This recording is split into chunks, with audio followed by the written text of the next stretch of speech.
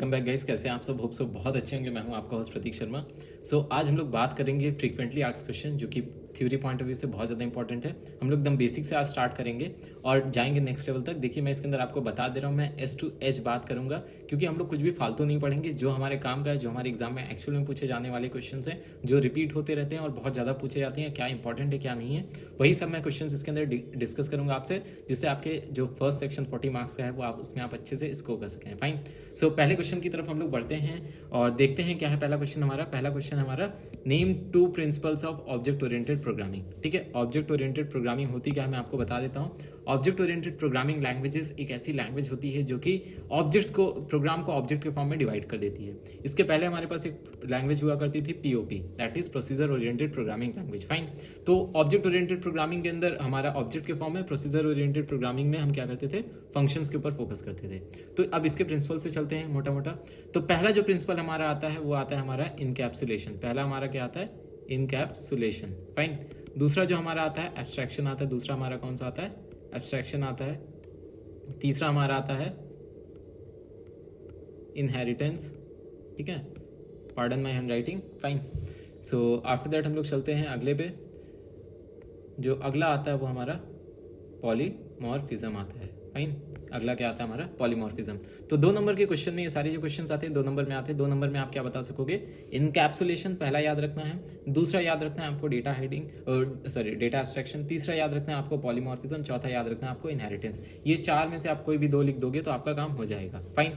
अगला बात करते हैं इनकैप्सुलेशन क्या होता है। मैंने भी आपको यहाँ पे बताया था, ऑब्जेक्ट ओरिएंटेड प्रोग्रामिंग लैंग्वेज का एक प्रिंसिपल होता है। बात करते हैं इनकैप्सुलेशन की। तो इनकैप्सुलेशन एक प्रोसेस होता है जिसमें हम डेटा और मेंबर को एक सिंगल यूनिट में रैप करते हैं।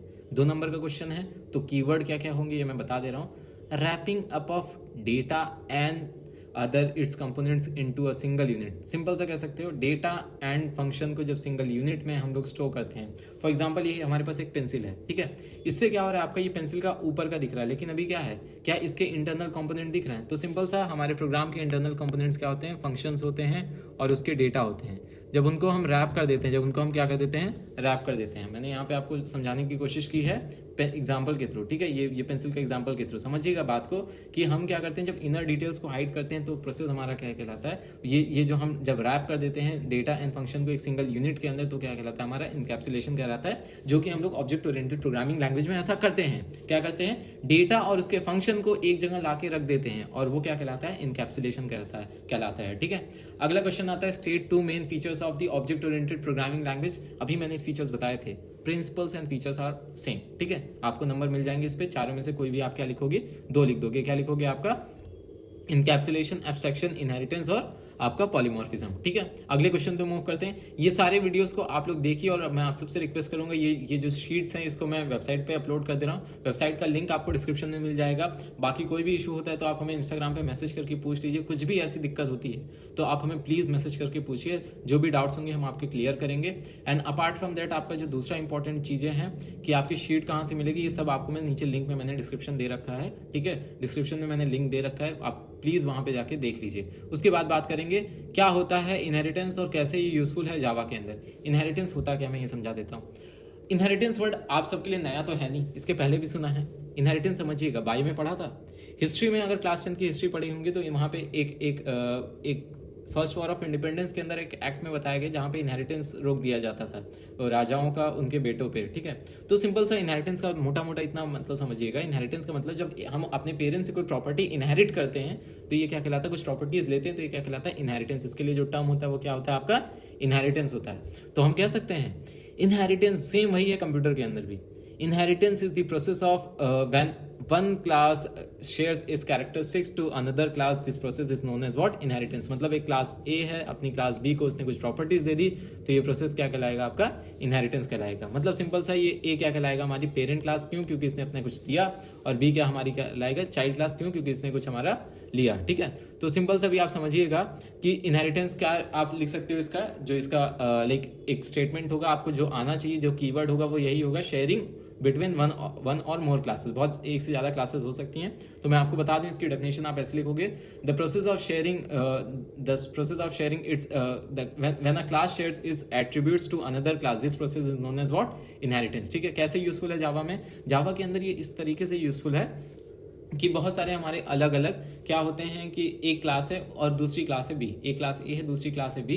तो अब ए क्लास के अंदर हमने कुछ चीज़ों को डिफाइन किया और हम नहीं चाहते हैं कि बी क्लास के अंदर उसको डिफाइन करें, तो हम वहाँ पे क्या करा सकते हैं, इनहेरिटेंस करा सकते हैं। मतलब सिंपल सा है reusability. How it is useful in Java, it promotes reusability of the data.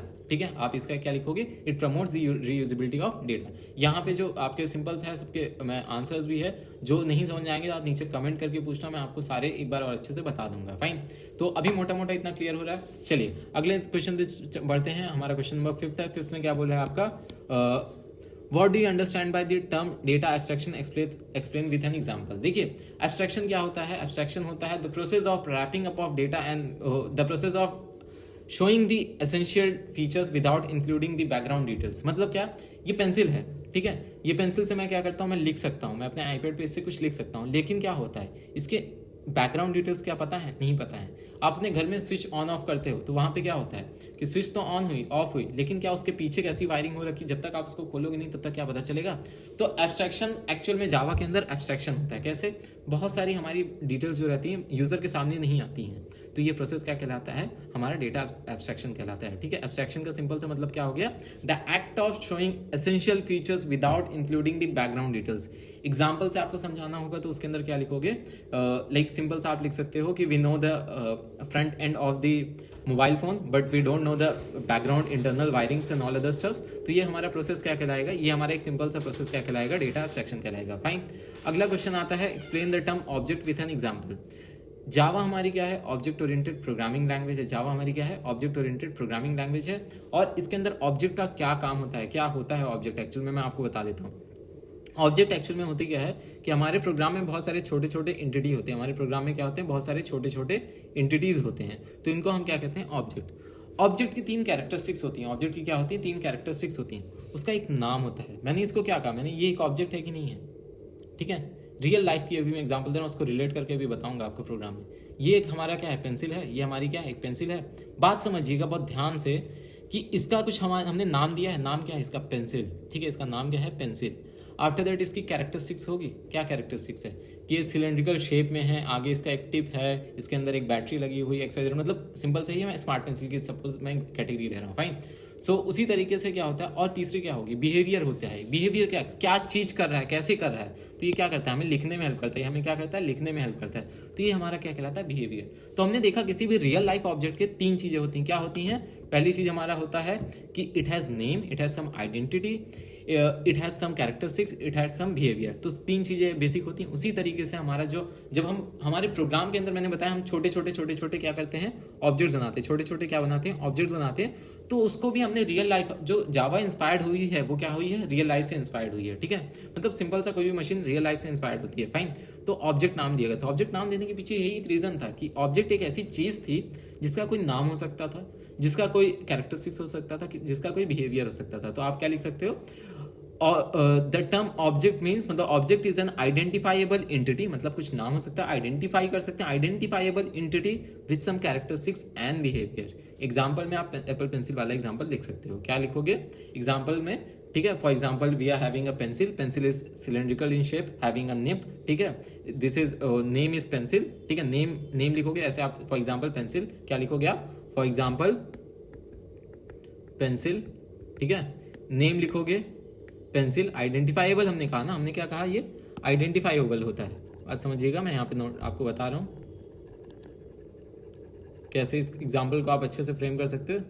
Name में आपने क्या लिखा, पेंसिल, कैरेक्टरिस्टिक्स में क्या लिखा, कैरेक्टरिस्टिक्स मतलब कैसा है, सिलेंड्रिकल इन शेप, मैं बोल रहा हूँ थोड़ी सी हैंडराइटिंग को आप समझिएगा, सिलेंड्रिकल इन शेप, ठीक है, और बिहेवियर में क्या लिख सकते हैं, लेट अस राइट समथिंग, ठीक है। तो ये क्या हो गया, इसका एग्जाम्पल हो गया। फाइन, अगला क्वेश्चन आता है, explain mention any 2 attributes required for the class declaration.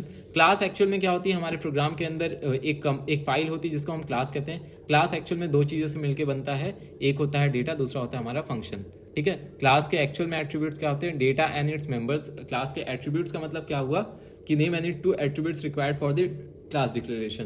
तो उसके लिए हमें क्या चीज़ चाहिए होता है, इंस्टेंस वेरिएबल चाहिए होते हैं, हमें क्या चाहिए होते हैं, इंस्टेंस वेरिएबल चाहिए होते हैं, और डेटा मेंबर्स चाहिए होते हैं। ये होते हैं एट्रीब्यूट्स ऑफ क्लास। मतलब क्लास किससे मिलके बनता है? क्लास सिंपल से मिलके बनता है मेंबर से। आप कह सकते हो data members and member function. आप इसको सिंपल से मैं दूसरे टर्म में बताऊं, अभी इतना अगर पल्ले नहीं पड़ रहा है तो आप इसको लिखिएगा डेटा मेंबर्स हैं, डेटा मेंबर्स आपने लिखा हुआ है and member functions.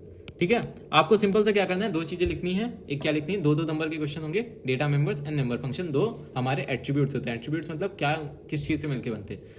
Y is class known as object factory? क्यों? क्योंकि object classes have all the attributes required to create an object. Classes के पास वो स्टेटमेंट्स होते हैं, वो एट्रीब्यूट्स होते हैं जो कि एक ऑब्जेक्ट को बनाने में हेल्प करते हैं। इस वजह से क्या कहलाते हैं, ऑब्जेक्ट फैक्ट्री कहलाते हैं।